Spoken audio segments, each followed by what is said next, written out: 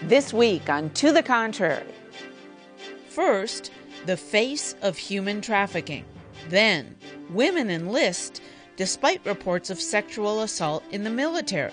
Behind the headlines, Senator Kirsten Gillibrand's plan to reward working families.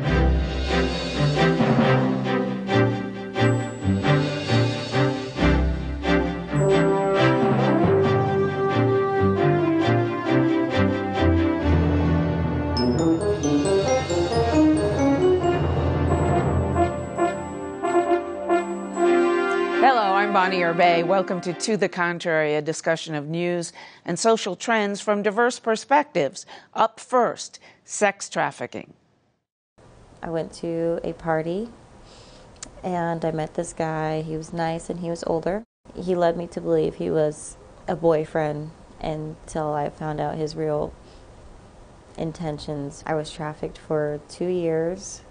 I went back home when I was released, and my trafficker had sent someone to my house and they raped me. After years of hiding, Stephanie Vu is showing her face again. Now what I do is I go to school. I'm a mother and a wife, and I help train small groups on what trafficking is and how girls get into it. Vu decided she was ready to go public to bring attention to a new report. Shared Hope International, an anti-trafficking group, graded all 50 states. The grades were based on whether states were punishing perpetrators and helping victims. The buying of commercial sex with children that is driving the market for their abduction, their victimization, and their sale has not been a primary focus for most people, because we didn't realize that ordinary kids, to the tune of over 100,000 a year,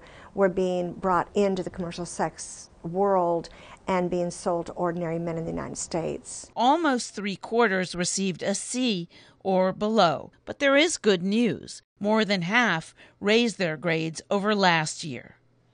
So, Congresswoman Norton, why is modern-day slavery allowed to exist in this country? Bonnie, I think because most modern-day slaves are children, girls, or very young women assumed to be complicit with prostitution or with the very trafficking that is occurring by men. It's very scary that this is happening, but with this transparent age that we're living in, thank goodness there's light being brought to this issue, because it's very scary to think that at some point women are always looked at prostituting themselves. Now they've changed that, and women are being seen as the victims of something going on. I think it's going to take elected officials to really help raise the voices of these victims and do something to help. It's hard to detect. It's hard to know what's going on if you're looking on the outside in. And your average American has absolutely no idea how prevalent this is. None. That's right. I would say that there's no single silver bullet to fixing the problem, which is one of the largest challenges, I think, to actually reversing the trend and making things better. Well, Homeland Security has jurisdiction on the federal level. And since states are doing uneven jobs of this, as we see in this report, then why isn't it all being done federally? Actually, there's a lot of interest in trafficking federally. And I can't recall now, but there are some trafficking laws on the books, federal trafficking laws on the books. But usually they don't share jurisdiction like that. Why doesn't it all become federal? No, well, it shouldn't be, because this is a local crime and it should be a national or federal crime as well. What encourages me is that the laws that the states are enacting make clear that you needn't show coercion, you needn't show fraud. You simply have to show the position of the trafficker relative to the position of the modern-day slave. That means that most girls, and those who are underage certainly, are going to be treated differently. And they even were not. They too were seen as prostitutes. They too were asked questions like, well, did you go with him? Well, yes, she went with him. She went of her own consent. Under 18 with him. And that's the kind of thing that is being wiped off the books today. I think some of the legal changes and certainly the name changing can be a good thing in terms of raising awareness, but it still seems like the best thing that can be done is to talk to children and to talk to more to children, because it's not always children who you think are going to be at risk. I mean, I've certainly read numerous stories of sort of the upper middle class young woman who everyone thought was, the lacrosse player, and next thing you know, she's involved with something, and it's because they cross state lines, the rings get moved, children get moved between things, and there's sort of an underreporting of what's happening. So the more that we can sort of have an open conversation about it, I think it's healthy. Well, should all states pass safe harbor laws, which means to treat young women who are prostituted against their will, whether they're taken literally as slaves and stuck in a room somewhere and taken away from their families, or, as in some cases, living at home and being trafficked? Should all states treat the young girls as the targets as opposed to, and treat the men as the perpetrators? Absolutely. Safe harbor laws, I think, go a long way towards raising awareness, but also I think someone pointed this out. I think if we can have a shift from seeing the young woman as choosing this, right? There's this sort of implicit assumption that if you're, as I was one of those young women that was locked in a room, men were brought in to me. And finally I escaped because the slaver was dying in his bed from a knife wound, right? And one of the other women let me out. But I think that if there was a shift in safe harbor laws, right, which help move perception, but also a shift to seeing this less as this young woman has decided to do this, and more as, even if it doesn't seem that it's against her will, a.k.a. she's living at home, there's a level of coercion, there's a level of fear, there's a level of almost brainwashing that goes on with this that really prevents the crime from being detected and prevents it from being, I don't know if the right word is, Congresswoman, fixed, but I think that's what's underneath a lot of this. Sure. I think, again, I want to go back to laws and how this criminal justice system we have in this country needs to be reformed at many levels. I agree that this is not a federal issue entirely, that states and local governments need to do what they can do. And I think it was a really great move by the Virginia GOP Attorney General candidate, Mark Obenshain, who in August unveiled a plan about, in his state, let's attack this problem, let's bring light to it. So I think different state officials like this need to do things like that. They need to unveil plans. Not just one law is going to fix this, not just one action. It's going to be a multitude of things. This new focus on imprisoning the buyers, is that going to work? Is that going to? I mean, they call, it used to call prostitution, now trafficking, the oldest, or for the most part, trafficking. And the oldest profession. I've never figured that out. Why in the world did this begin with putting the women in jail and not the men? If you really wanted to take care of this problem, you would deal with the trafficker, it would go away. Do you think so? My goodness. It's harder if you're talking about prostitution in the streets. I understand that. But traffickers? My heavens, use the women to get to the trafficker, just as you use somebody who is on small amounts of drugs to get to the real villain in the piece. Mm-hmm. But there's been I'm trying to get my hands around this story because it's just so mind-blowing to think, and people like you coming out, it's so important to talk about how it's happened, and you incredibly doing now running a national women's organization. My God, you're my hero. Has it always been going on and we just didn't know about it?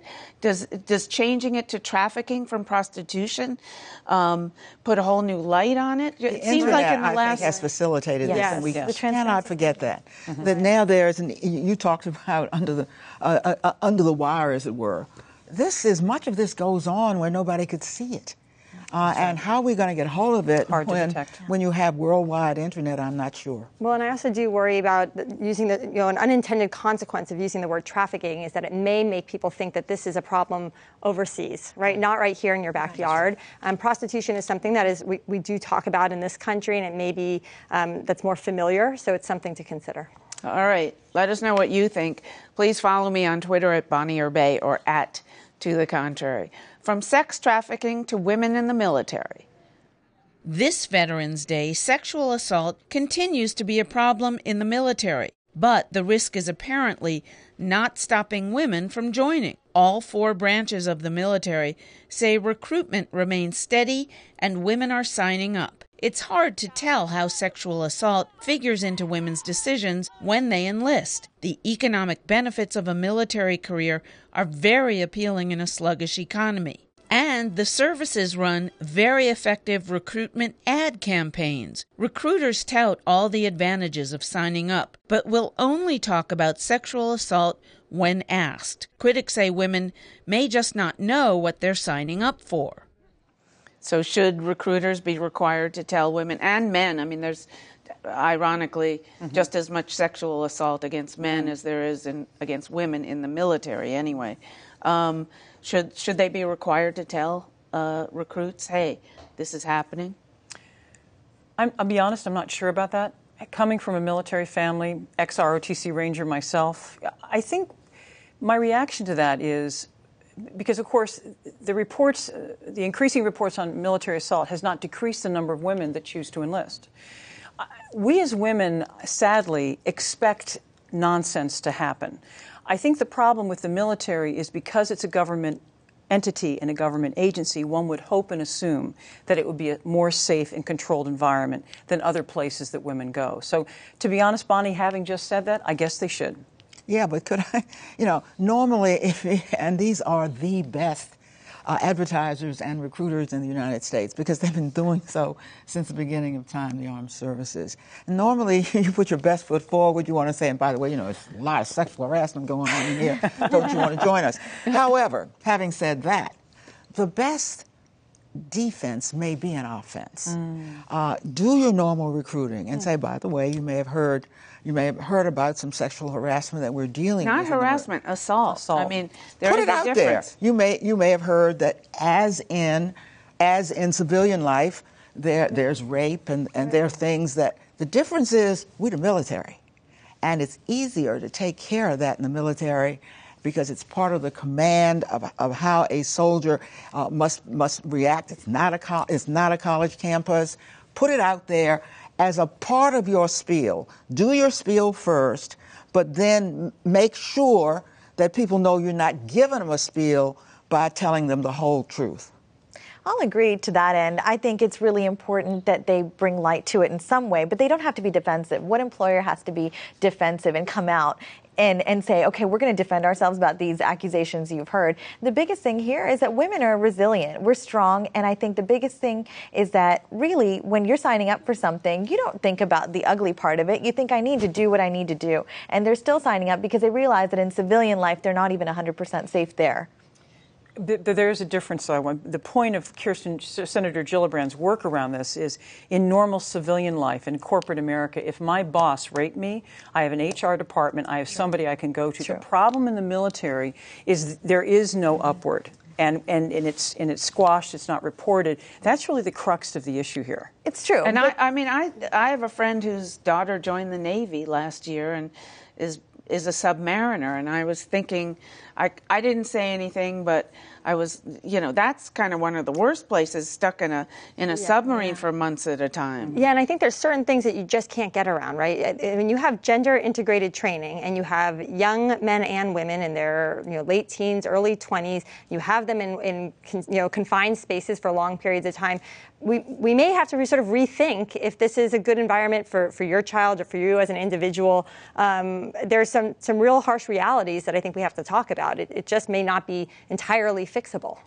So, and therefore, what? Well, I think think take women out of. I don't think you have to take women out of combat, but I think that women need to give it some serious thought. Well, I think it is fixable because just as It's women very are fixable. New to the armed services, so this is new. And so you would expect that these kids who come out of an environment, let's face it, where a lot of this is tolerated, would bring that straight with them into the armed forces. I think it's fixable. I think it must be fixed. I think it's not being fixed fast enough. And I think the senators' push on it is exactly what needs to happen. Reforms are necessary, I agree, but not at the recruitment level, because again, that's kind of ugly. I think, again, a private company wouldn't do that in their recruitment. And also, with all the attention focused on women, we are missing the fact that 26,000 men were sexually assaulted in 2012, and it was up by 7. Wait, I thought it was 26,000 people. I've heard men and women. Really? Reported 19,000 in 2010. And, as much as I'm obviously concerned about how women are faring, we have to sort of think about this in terms of assault in general. Right. I'm not sure all of those are sexual assaults. I mean, those are the numbers I've read. But, and whatever the reported figure is, the real figure's higher. Let's be honest. Exactly. That's been well researched. I think this is absolutely something that is fixable, but it has to be fixed. It's a great example of why we need more, my drum roll, right? Why we need more women in elected office, because it was Senator Gillibrand that pushed this forward. She got the other senators bipartisan to join her in this, but it needs to be fixed at the federal level. It needs to be enforced, because the problem is the military has all these barriers that go on, that some of those barriers are important for the military to function well and do its job. But I think this is a very fixable, but has a lot of work that needs to be done. All right, behind the headlines. The face of the nation's workforce is changing, but laws governing the workforce are mostly static. U.S. Senator Kirsten Gillibrand, Democrat of New York, insists that needs to change. She told To the Contrary, when current policies don't do enough to protect working women, the entire economy suffers. I'm introducing legislation called the Family Act, and it's quite simple. It provides for paid family medical leave for all employees. That is a safety net that is invested in by all employees over their lifetimes. For less than a cup of coffee a week, they will provide money into a savings account that will then be used when they need to take their leave. Gillibrand plans to introduce the Family and Medical Insurance Leave Act, or Family Act, this month as part of her 5-point American Opportunity Agenda. Her plan to empower working families and strengthen the middle class includes paid family and medical leave, affordable daycare, universal pre-K, equal pay for equal work, and raising the minimum wage. These are things so common sense, and they help women and men and our whole middle class thrive because their families are cared for. A new mother has time with her infant, or a woman or man who has an aging parent or someone in their family who's gravely ill has that flexibility to be able to meet the needs of their family for a few months, but still not only retain their job, but be able to get paid so they can come back ready to work hard and provide for their companies. Women's rights advocates charge workplace policies reflect a 1950s mentality rather than today's reality. More households than ever have 2 working adults, and women are the sole wage earners in 40% of families with children under the age of 18. Gillibrand says new legislation is needed because the 1993 Family and Medical Leave Act, or FMLA, is outdated and ineffective in today's workplace.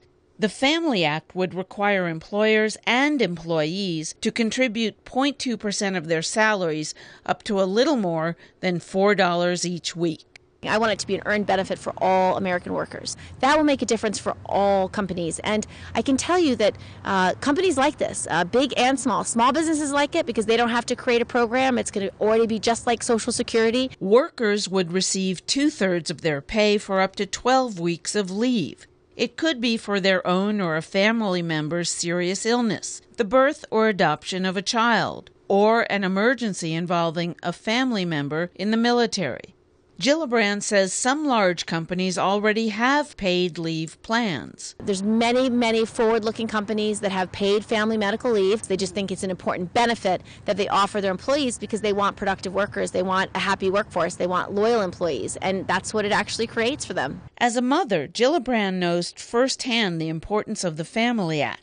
And as a working professional, she has experience drafting similar policy. The second law firm I worked for, I actually wrote the paid family medical leave policy for them so that members of the firm could have paid leave. It made a huge difference when I had my first child. When I had Theo, having that few months off to be able to learn how to nurse, learn how to be a mom, learn how crazy life is when you have a baby at home, it just allowed me to re-enter the workforce 3 months later, rested and able and ready to begin that lifelong juggle of how to be a good mom and a good worker at the same time. Your thoughts, Sabrina? Well, I can sympathize with this entire segment. I have 3 young children and I work, so I understand that there are real needs for women and for men to take time out of the workforce. I don't think that this law is the answer. I don't think that expanding FMLA is the answer, and I think that the better response would come from businesses and from individuals. If in Washington we could do things to change the tax policy so that people could better save for themselves, if we can make our health care not tied to our employer, so changing the subsidies, these are real tangible things that can be done to give women and men the kind of flexibility they need when they do need to leave the workplace. Well, look, let's take an example. I don't know what women you all are talking about, but let's look at who took advantage of the family. This is a bill, by the way, that I supported strongly. It's a bill of the last feminist generation, the Family Medical and Leave Act. Women who already had leave, who worked for companies, who were in the upper part of the workforce. It didn't do a thing for the average woman. It didn't do a thing for you're talking about tax laws. What does that do for minimum wage workers? And 40% of the minimum wage, the majority of the minimum wage workers are women. What about women who are lower, even on the totem pole, who are not minimum wage workers? What about the hundreds of thousands of businesses that don't have any leave policy, so that even when you're sick, you go to work? This is a problem, if for no other reason, for humanity's sake, that we simply have to confront. Now, this is an earned benefit. This isn't the government putting in the money, not a cent of it. It comes out of everybody's paycheck. We can talk about how much it should be, but let me guarantee you that every single individual who works will one day need to take some time off, either for themselves or for a family member. And you're right on that point, but what concerns me most here is that the increased tax burden this puts on our working families. This is putting a burden on both the employer and the employee. It's going to take out of everybody's costs there. And in small businesses, there's no exceptions for them here. Small businesses under 50 employees are not helped by FMLA currently. And I think the senator's intention was good. Again, I don't have any children, but I can tell you this is an issue that will come up for everybody, every family. And the intention was good, but the tax burden, setting up a Social Security-esque trust fund type thing, where's the long-term solvency of that kind of thing? We're seeing Social Security right now. Where is that? And if I can, one thing that has changed so much since the original passage of FMLA is the value of women to the workplace. Right now, women make up nearly 50% of the workforce. The majority of women who are working have higher degrees and require higher skills. So we're talking that women are an extremely valuable part of the workforce. And I think that we have to remember that businesses, when they invest in any employee, men or women, it's an investment in their salaries and in the intellectual capital. They don't want to see women leaving the workplace. They want to help retain them more and more. And so I think we need to remember that businesses are not quite, these evil corporate entities that are so willing to dismiss women because they've... Wait a minute. I don't think that's what's going on here at all. But if I could, let's provide a little global perspective. We have got the worst track record here of any of our fellow nations in the world, of the developed nations, right? Where paid leave is just assumed there. Now, we don't want to turn into the next Sweden or Norway. I get that, right? But can I jump in here for a second? Because a friend of mine from graduate school who's Polish told me that the countries that offer paid leave really do need to kind of bribe women to have babies. That's there. Right. They have very low immigration rates. That's right. They restrict immigration, and they don't have a young workforce. And that's why they put these benefits in place. We, with huge levels of immigration, have tons of young people ready to go into the workforce. It's a different problem. Well, but yes and no. It depends on the country you look at. If you're looking at Germany, you're right. Okay, they have a declining birth rate. It's hard to get German women to go into the workplace. Most of Western Europe. Well, but that's not absolutely totally correct for every nation. But I think the importance here is, if as we all agree, everyone's going to go through this at some point in their life. Last year, both my parents got ill, moved into my home in hospice, and both died last year. Plus, both my daughters got married, and I had my first granddaughter. So it was a good year and a sad year. But we all know we're going to go through that. That is the absolute definition of something where the government should come in and create a program that everyone can benefit from. Fund it. And I think the funding model here, as you pointed out, is a good one. We each put a little money in so that we can all fund this together, because we're all going to go through it. No, she didn't. She wasn't for it because I'm not for the financial model. But the point was I brought it up. Because, she sees it as a quote tax, so she has an immediate turnover. You know what? what Republican women ought to do, because both of you sympathize with this, is to say, how can we get together and make this work? All right, we are out of time. I'm sorry, I just got the cue. That's it for this edition of To the Contrary. Please follow me on Twitter at Bonnie Urbay and at To the Contrary, and visit our website, pbs.org/To the Contrary, where the discussion continues. And whether you agree or think to the contrary, please join us next time.